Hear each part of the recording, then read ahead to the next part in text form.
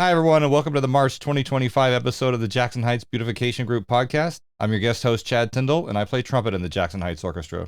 Today, we're joined again by the artistic director of the Jackson Heights Orchestra, Alex Wen. Welcome to the show. Hello again, Chad. Thanks for having me. It's always a pleasure to chat with everyone and know that the listeners are out there.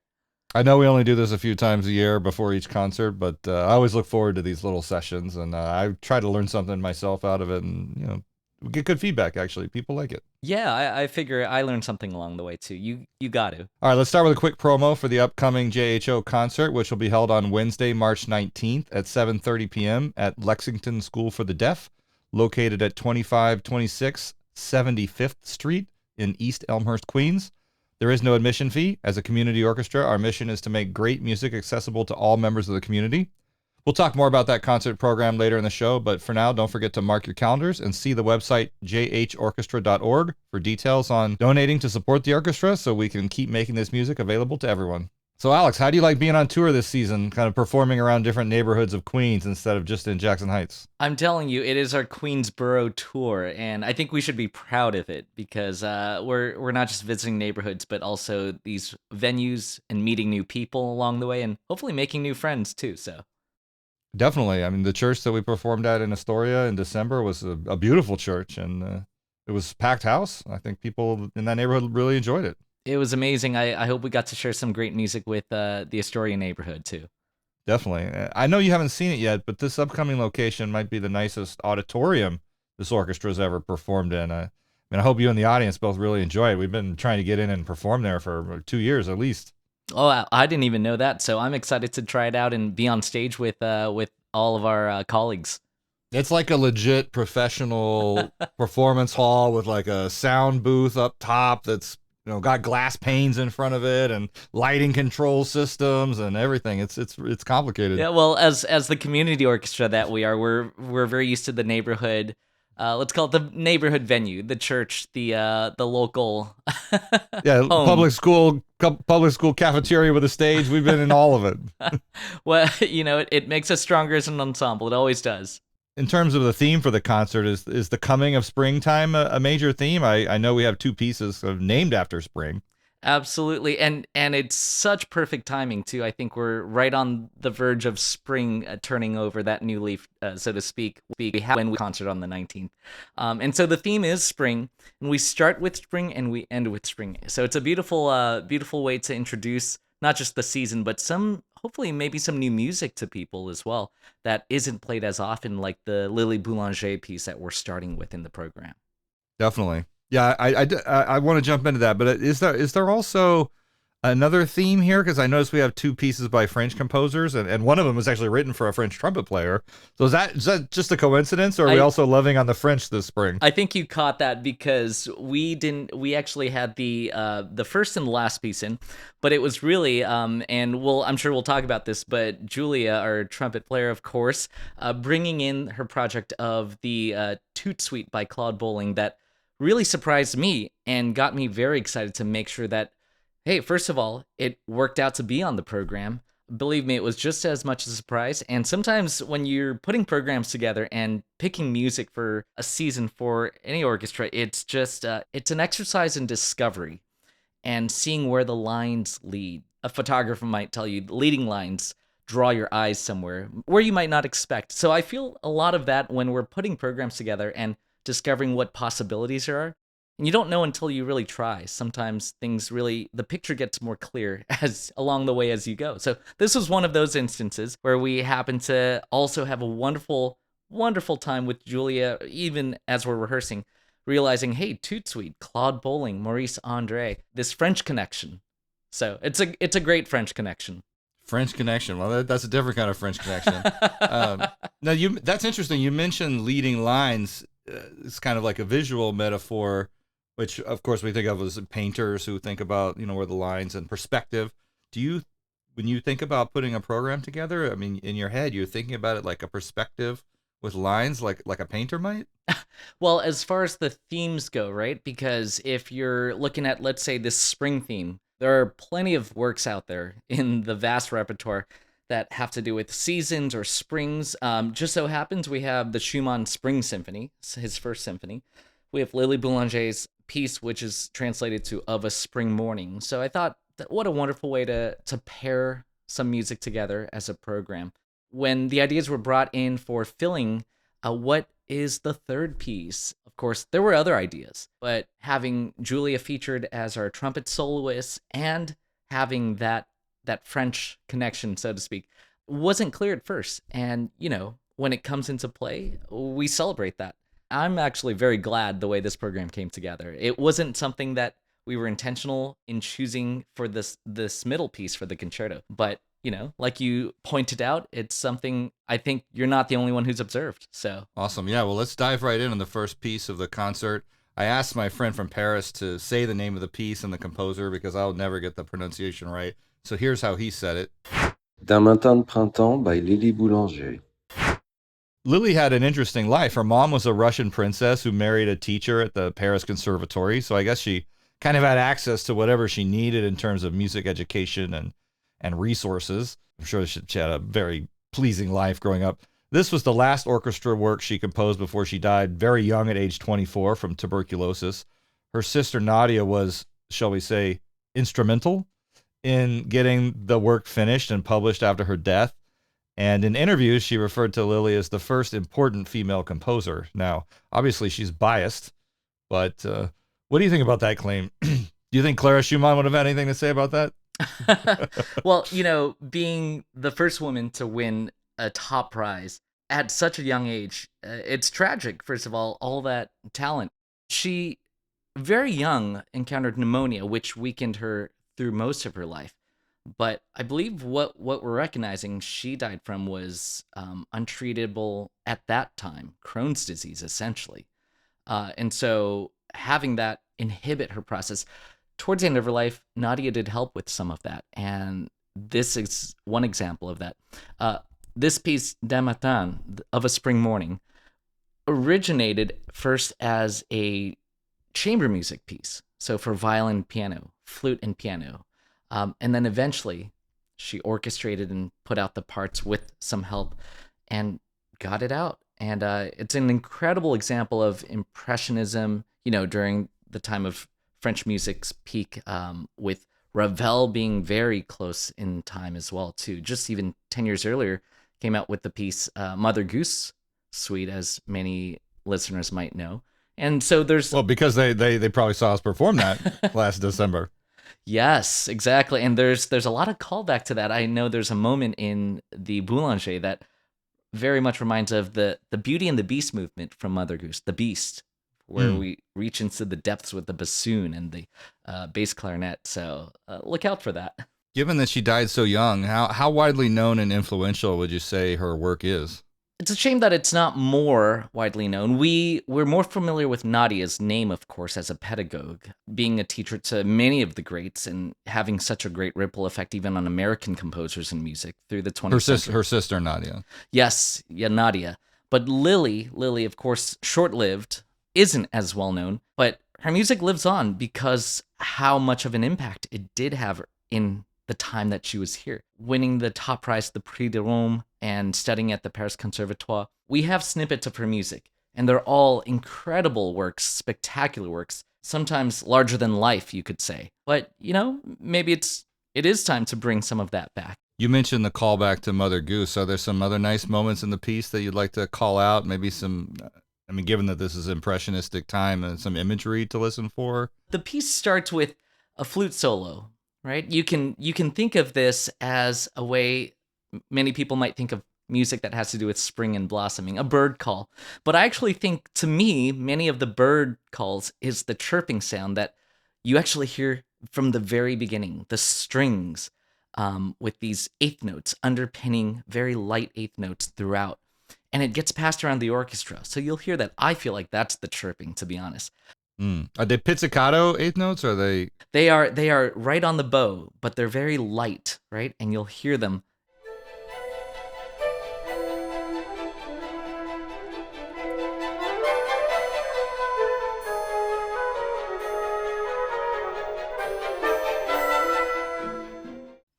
Right from the outset. And the flute introduces the first theme, and it kind of wavers above and below this note, the E, And you're going to see that throughout other instruments too as it passes throughout the orchestra. So you can hear that right from the beginning. Now, it is a somewhat manic piece in mood. So it changes and shifts on a dime. So around, this is later on in the piece, still towards the early part, you have written in the score, mysterious, and taking a little free time, a little bit slightly, at rehearsal 5, for example. And that's where you hear that callback, I think, to Ravel's Mother Goose, the Beast section, the bass clarinet, the bassoons, descend, do do do do, and so that almost sounded like Beethoven right there. Well, the way you sang maybe it. anytime you have 3 notes, 3 plus 1, we might harken back there.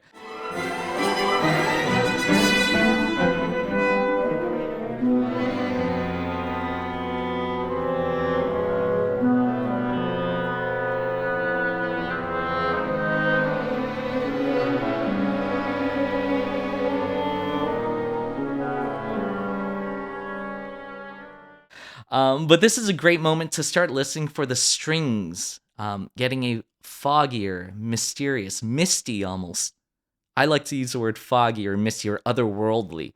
The use of color, the changes of instrumentation here, Lily Boulanger does in an incredible way of showing a different world altogether. When spring comes, especially here in New York, it's like false spring.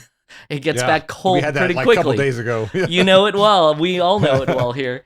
And so maybe you're bringing that misty fog and you're finding your way. And Boulanger finds her way through it all back into that really cheerful, rhythmic, energetic drive later on, too. Do you feel like that's sort of showing winter? It's still kind of dark and stormy and then turning into spring? I think it's always hearkening spring and calling spring. And one of those ways the call happens is right before rehearsal 8. Now, every time we come out of the fog or the mist, it seems that as a transition, you're going to hear a horn call or a trumpet call, right, Chad? Yeah. Oh, you're going to hear it. So right before that energetic drive comes back in, you start hearing the horn calls come back in, almost like we're clearing the fog, right?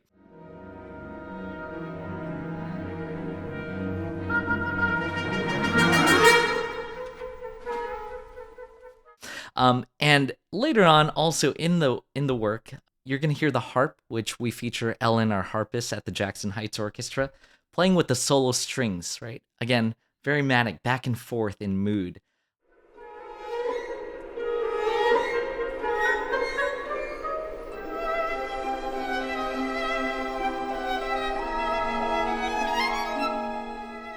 But eventually, this piece features so much of the woodwinds rising up and blooming as these notes always rise up. It's like a quick little chirp rising in the ascending lines. And so it's always rising and bringing us, elevating us. And at some point, it lifts above the fog and gets really, really loud. And so everyone in the orchestra is playing at that point, even all the brass, to bring in a whole different tone and color.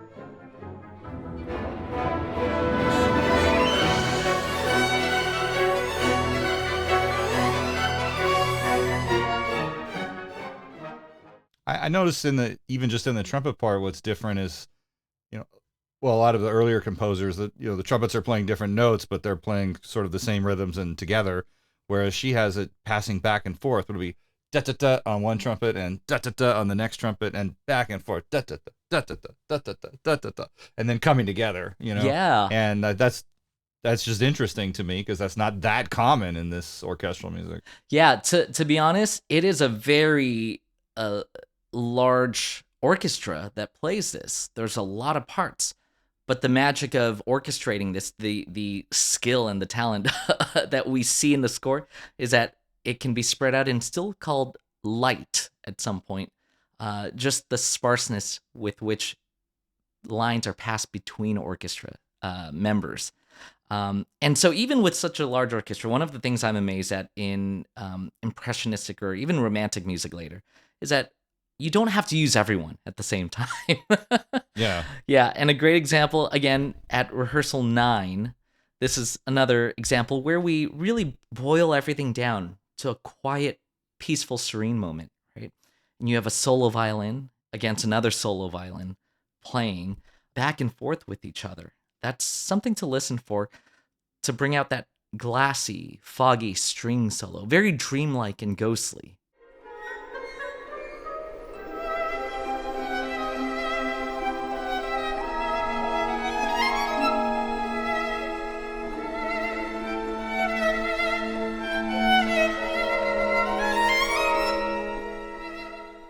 It's really remarkable how it's orchestrated. Our second piece in the concert is Toot Suite, composed by Claude Bolling, and he composed it to feature the great French trumpet player Maurice Andre. We're joined by Alice Petre, a clarinet and bassoon player in the Jackson Heights Orchestra, and someone who regularly arranges and orchestrates music for the orchestra to perform. So, Alice, welcome to the show. Hello, Chad. Hello, Alex. Hello, hello. Nice to have you on here. I have a bunch of questions here, and we'll just go down the list and see how it goes. Sure. How did you select Toot Suite to arrange, to orchestrate, really, for the JHO? The selection was actually made by Julia herself, the soloist, who no doubt you have referenced earlier on in the show today. You guys decided you're going to do something together, but you didn't know what yet, and you sort of brainstorming ideas, and she came up with this? The history of the Jackson Heights Toot Suite in the March concert, it's very organic, I think. You know, like Julia and I have been playing in the Queer Urban Orchestra together before. Anyway, I was at a friend's house, a friend who plays horn and trumpet, French horn and trumpet. And we were listening to the Artunian Trumpet Concerto, which is just a piece that's so full of swagger. Artunian, this Armenian composer who made this brilliant trumpet concerto. And I was listening to this recording with my friend. And who did I think of but Julia Cohen? I said, this would be so fun. I was listening to the orchestra parts, the ripieno, and thinking, oh, that would be great for Jackson Heights. It's kind of right up our alley. And so I gave her a little text. I said, hey, Artunian Trumpet Concerto with Jackson Heights.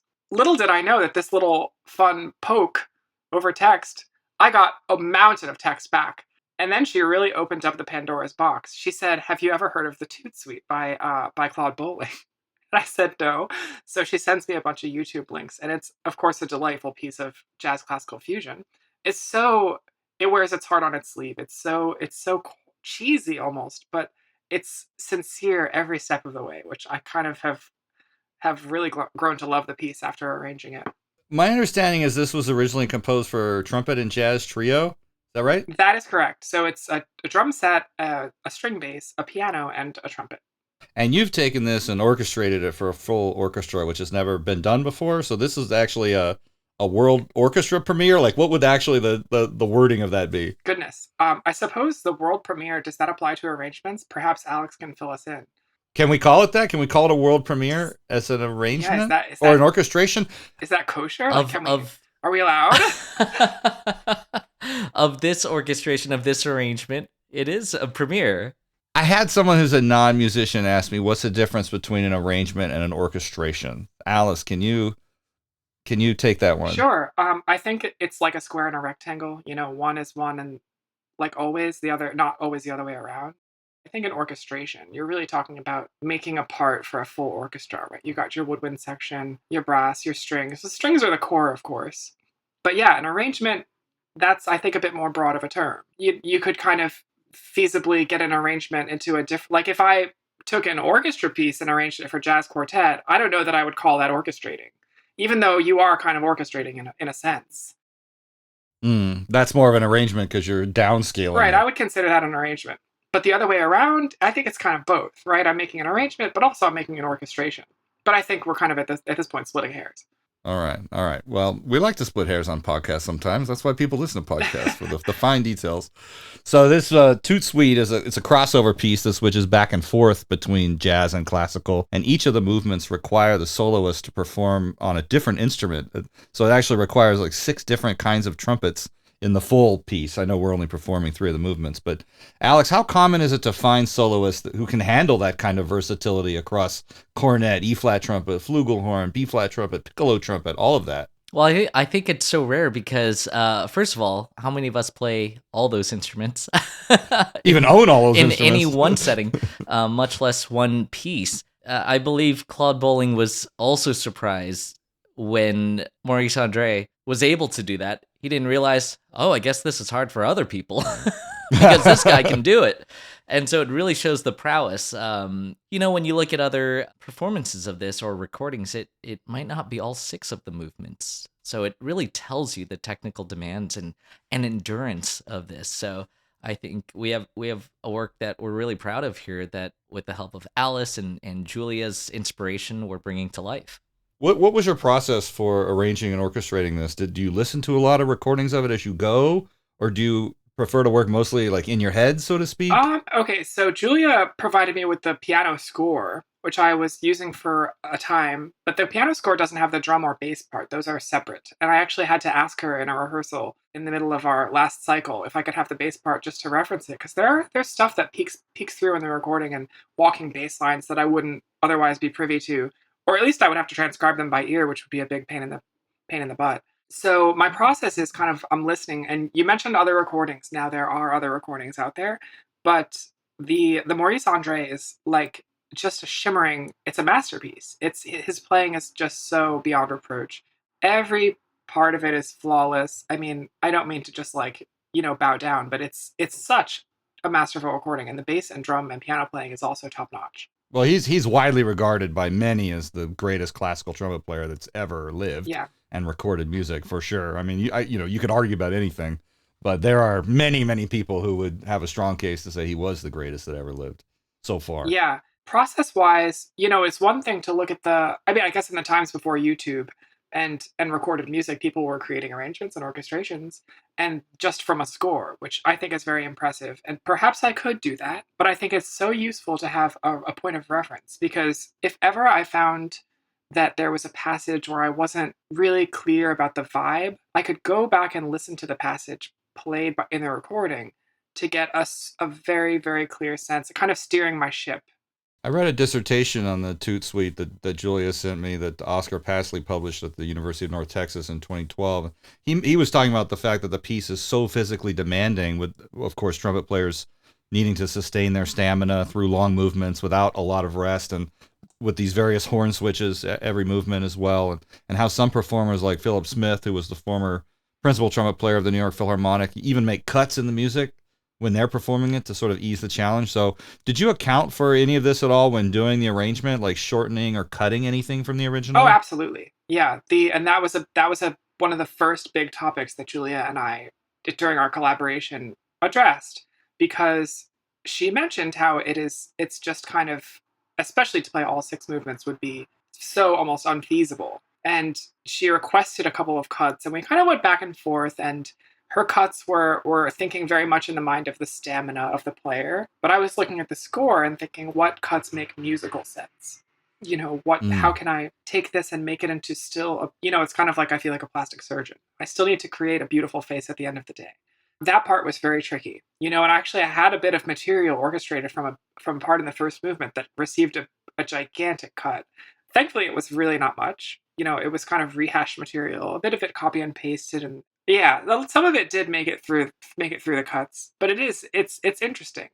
Whether or not to use the piano in the orchestra was another point of contention between Julia and me at the beginning of the process, because Great question. Yes, because my conception of the piece was I did not want it to be like a concerto grosso, where you have 4 soloists of a bass and then kind of an afterthought, like a trailer drifting behind us, which is the orchestra. So that's what I did not want. So I wanted to try my best to take the piano and lushly orchestrate it and ditch it and make it really the orchestra to be a principal player in the same way that the piano is in the original version.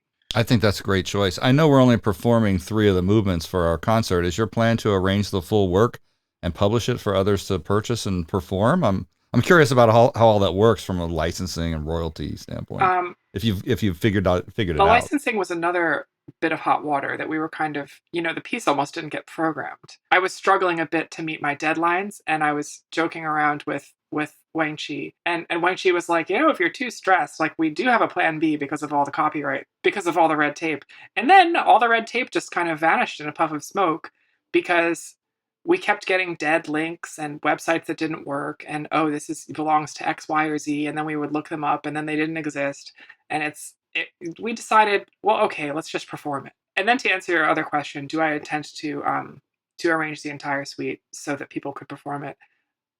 For the time being, no, because it was a Herculean task to begin with, and I had a patron, right? Julia was commissioning me for this. So, I mean, in the event that she commissions more of the to be published, then perhaps, but it would definitely not be a passion project. And also, I think the work is appealing for a trumpet player. If another trumpet player wants to buy it just as it is, as a 3-movement work, I For do sure. think it has For sure. appeal, especially with all the cuts to make it a bit more easy to play. I don't think that a trumpet player would pass over it for the lack of the other movements.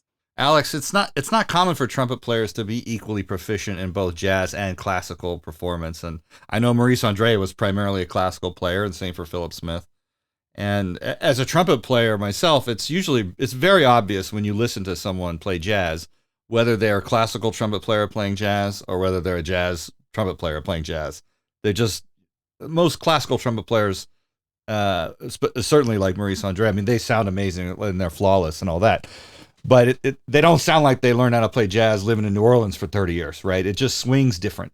And I'm just curious, are you aware of any jazz players who've recorded this? Or like if the crossovers worked in both directions, or is it always a classical trumpet player playing this? Well, no, I think for someone not in the jazz world, I think if someone is crossing over, then they're taking that big leap of faith to actually be faithful to both, right? They're outstanding names and very few and far between. So I, much like maybe a string player would not be in the jazz world but dabble in it, you're going to find someone deeply steeped in one or the other. So it's pretty rare to be able to do that, and then not to mention do it within the same movement of a work too, bouncing back and forth. Yeah, pick up a piccolo trumpet and then pick up a flugelhorn. That's not easy. So Alex, how involved have you been in the process of all of this, or orchestrating it? Has it been kind of separate from your work as artistic director? Are you in the middle of it? Like, how does this work when someone commissions a piece to perform with your orchestra? Well, I will say this much. I'm with you, Alice, when you said, well, maybe Haydn, maybe Hummel, maybe... I was fully prepared for that. And Julie, with her prowess and and her drive and determination, saw this through, and I was really happy to hear back that this was moving forward. And that's really the part I had in it. I knew we wanted Julia to be part of this, and so was it kind of like Alice and Julia work on this on their own, and then you're just delivered with a score, and it's like, here, this is what we're playing, or? That's right. And you know, the great thing about being right alongside Alice and Julia is that if I have any questions, they are right there. And that's the beauty of working with composers and arrangers today, that we have this beautiful link and connection right away too. Alice, what you delivered was so clear. There was such a roadmap to what we had to do and what to work on. And when it hits the orchestra and touches the actual musician's hand and breath, then we get to work. We know what to work on. We know where it should be. And just like you said, it's not everyone's practice to go with a recording, but when you have a definitive recording and you have some reference point like that, it's actually a great resource too. All that being said, it then becomes up to how Alice put the notes on the page, the instructions in there, as well as Julia's decisions to go with certain things on the page, how Julia might decide. That's a really collaborative effort that I am grateful for. We don't get to do it often, but when we do, it's really beautiful, and like you said, Alice, organic too. What we end up with, that end product, is a result of all of these twists and turns that have come about, and that journey is building what you're going to hear on Wednesday night's concert. And so this is something very much alive and in the present moment. That's where I'm really happy to come in and see this work come to life, and from the page into the orchestra's hand, into our audience, and in that room. I will say we're very lucky to have Alice involved in our orchestra. Most professional orchestras don't have a high caliber arranger and orchestrator, and at the community orchestra level, they definitely don't have such a high caliber orchestrator and arranger such as you. During the break, Alex and I were talking about the Zelda arrangement that you made for last summer's concert, and how it caught me off guard when we sat down, because usually when we sit down and rehearse for a Pops concert, it's like one rehearsal, and the music's really, it's either very easy music, it's, you know, relatively simple, or it's music like Star Wars that, you know, certainly as trumpet players we've played, you know, hundreds of times, and we could just pick that up and it's no problem. And so I was expecting, oh, it's like it's video game music, it's a summer Pops concert, let's just sit and read through it. And all of a sudden it just hit me, like in that first rehearsal, I was like, oh dang, I'm going to have to practice this. This is really intricate. It's really complex. And the way it all just came together was so intellectually stimulating and difficult and challenging as well, all at the same time. So I'm really looking forward to what we have to hear of the Toot Suite on Wednesday, and I'm sure it's going to be a hit. Thank you for being with us and for doing this great work. Of course. Our final piece is the Schumann Symphony No. 1, titled The Spring Symphony. I asked Google Deep Research to analyze all the information on the web and tell me what is Schumann's most performed symphony, because I didn't know if this was it. It told me that his No. 3 symphony is actually the most performed, though it also said No. 1 is very frequent, and obviously you have the spring theme going for obvious reasons, given that the concert's in March, so it makes sense that we'll do this one. It was reportedly inspired by the text of the quote-unquote spring poem by Adolf Butger. Again, I don't know how to pronounce these. This is German words, so I asked my Austrian friend to pronounce the title and composer for us, and here's how he said it. Frühlingsgedicht by Adolf Böttger. So I'm just going to read some of the poem that this symphony was inspired by so people get an idea. You, spirit of the cloud, dreary and grave, you fly threateningly over land and sea. In no time at all, your gray veil covers the clear gaze of the heavens. Your fog rolls up from afar, and night veils the star of love. And it goes on, and it's very dreary, gray, damp, shadows. And then the last two lines, oh, turn your course, in the valley spring is blooming. So it's just line after line of dark, dismal, gray, stormy, and then sunshine at the end. So spring is here, I guess. Well, that's kind of depressing, but the very opening of the first movement is such a bold, dramatic brass chorale fanfare, which kind of doesn't match with the depressing, grave imagery that was used throughout the poem. So I guess he decided to start with the arrival of spring instead of, you know, at the end. Yeah, I like to think through the poetry that he was inspired by, that it was really the turn to hope. And I mean, that was really the last line or two, wasn't it? Yeah. Out of the whole thing. In the valley, spring is blooming. That's how it ends. And so he takes inspiration from that. Speaking of a late bloom, he also waited quite a while to write his first symphony as a pianist and composer. Well, just so people know, he started working on his first symphony, just a few months after marrying Clara, and he finished it in just 4 days, which is a feat, Herculean feat, I would say.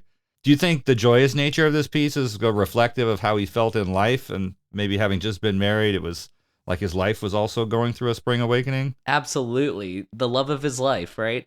And so I'm sure many things got him inspired as well, too. So having sketched out the symphony in those few days, like you mentioned, Clara beside him, Clara also gave him quite a bit of encouragement, I would say, too. In our program notes, I know we highlight this as well, too, that even in Clara's own diary, her words being that I've encouraged him to start on his symphony. I paraphrase, but the piano simply cannot hold the works that he has in mind that he may want to write. And so with her encouragement, we get his first symphony. And mind you, this is in a time of great contemporaries in the world of crossing from classical to romantic music, right? You have Beethoven, who is still alive but had come right before. Mendelssohn was a big champion of Chopin and had a fruitful friendship with Mendelssohn, and Liszt had a great mutual respect as well, too. So among all of those, think of the giant hitters of music. You know, good connection with Clara, his father-in-law, and he, Robert Schumann, were co-founders and editors for the New Journal of Music, the Neue Zeitschrift für Musik. And so that journal really kept with the times, if you can imagine, with all of the happenings in music, all the big news, all the big hitters. So he was really with it, being very aware of all that was around him at the time. Everyone's always overshadowed by the symphonies of Beethoven, no matter who you are, where you came after, especially immediately after Beethoven. So I'm sure the pressure was nothing small. Well, I mean, he did a great job with that, I got to say. Anybody who starts a symphony with a brass fanfare is doing God's work. You're not complaining, I know. No complaints here.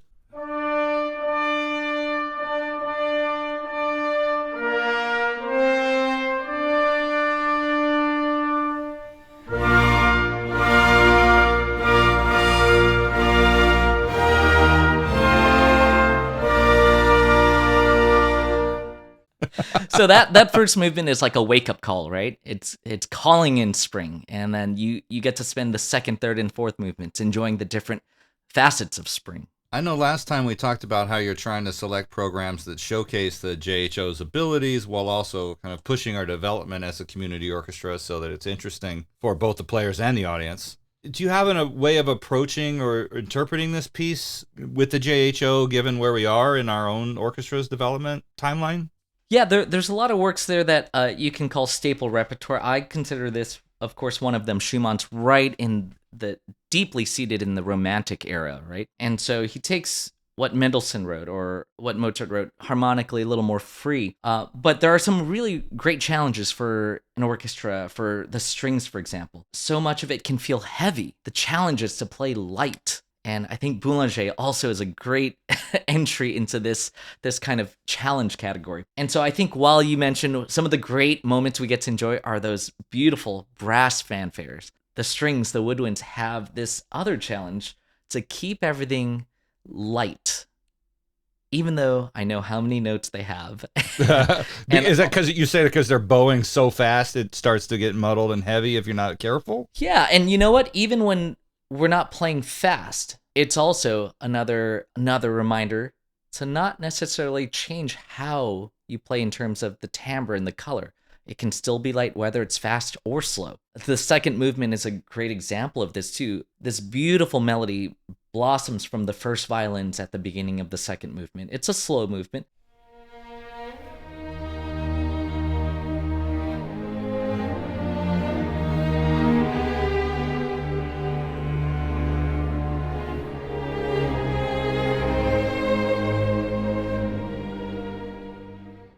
And yet you have these second violins and violas busy like the feet of duck underwater.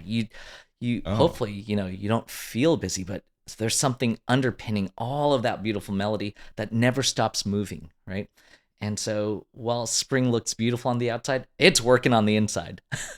Well, the duck feet underwater moving while the duck is kind of still and serene on top is that's a great visual right there, I gotta say. All right. Any other fun spring moments that we can call out? I mean, is there anything that we can compare and contrast with similar things in the Boulanger piece? Like, here's how she did birds chirping, and here's how he did birds chirping, or here's how they each did rain, or something like that. Well, this is interesting because at the time, in Schumann's time, also there's a big battle brewing, right? You have the Liszt and the Wagner composers saying, "I have programmatic music. Everything tells a story. I'm even writing the story for you on the page in words. This theme, every time you hear it, is Siegfried, or this is rain, this is birds." Schumann actually took out some of his indications in the manuscript. He left one. It's about spring. And yet, he took out what the movements within actually indicate. But you can definitely hear it. The merry playfulness in the third movement.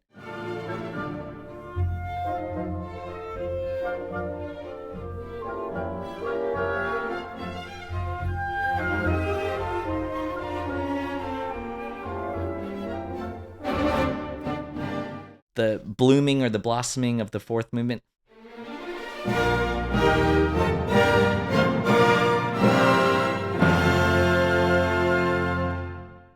He wanted to leave the music to speak for itself. There's not necessarily a bird chirping, but I think I want to let the audience find that or feel that for themselves. You mentioned at the very beginning that fanfare with the brass, bringing it in. I want to mention also in the first movement at 96, measure 96, we have this beautiful trade-off between first and second violins. And as they rise in line, it's almost like flowers trying to bloom over each other, in my imagination at least.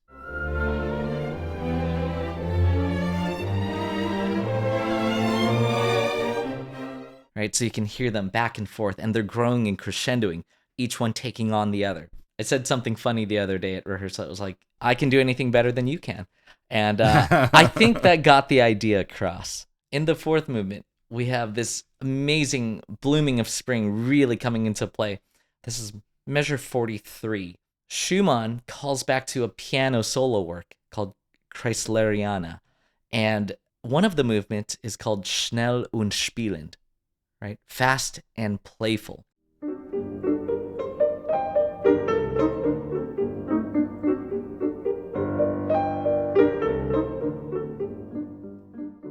And so you're going to hear that same piano little ditty or little melody come across the strings pizzicato and as well as the woodwinds too.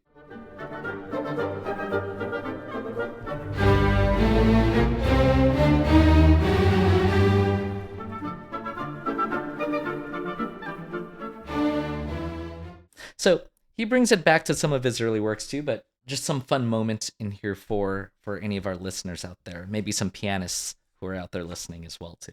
Thank you, Alex and Alice, for joining the show today. We'll put all these links in the show notes, but if you would like to read more about Alex or see his upcoming performance calendar, his website is alexwenmusic.com. For more information about the Jackson Heights Beautification Group, our website is jhbg.org, and we are at JHBGNY on Twitter, Facebook, and Instagram. You can also sign up for the mailing list to receive email announcements of upcoming events and programs. The Jackson Heights Orchestra is at Jackson Heights Orchestra on Facebook and at JH Orchestra on Twitter and Instagram. Our website is jhorchestra.org, where you can see our upcoming schedule. We are dependent on donations and support from community members to continue bringing this great music to Jackson Heights, and we greatly appreciate any support. Once again, our next concert will be held on Wednesday, March 19th at 7:30 p.m. at Lexington School for the Deaf, located at 2526 75th Street in East Elmhurst, Queens. We hope to see you there.